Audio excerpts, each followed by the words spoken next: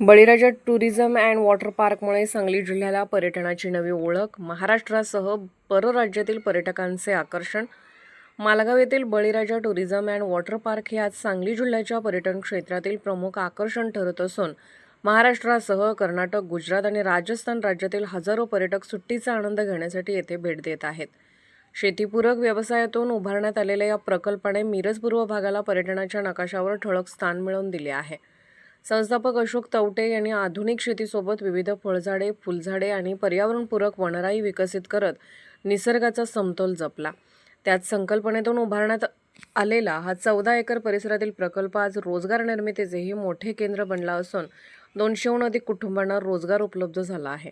Chairman Indrajit तवटे यांनी उच्च शिक्षण घेऊन आधुनिक व्यवस्थापनाच्या माध्यमातून बळीराजा टुरिझमला नव्या उंचीवर नेले आहे. पर्यटकांसाठी वेव्ह पूल, थरारक water slides, DJ, rain dance, boating, मुलांसाठी खास मनोरंजन शो, अमर्यादित नाश्ता, जेवण, स्वच्छ पिण्याचे पाणी, सुरक्षित पार्किंग व महिलांसाठी विशेष सुरक्षा व्यवस्था अशा अत्याधुनिक सुविधा उपलब्ध करून देण्यात आल्या आहेत. पर्यावरणपूरक पर्यटन आणि उत्कृष्ट व्यवस्थापनामुळे इंद्रजित तवटे यांना orange FM business excellence award, Sangli achievers पुरस्कार तसेच महाराष्ट्र भूषण पुरस्काराने सन्मानित करण्यात आले आहे.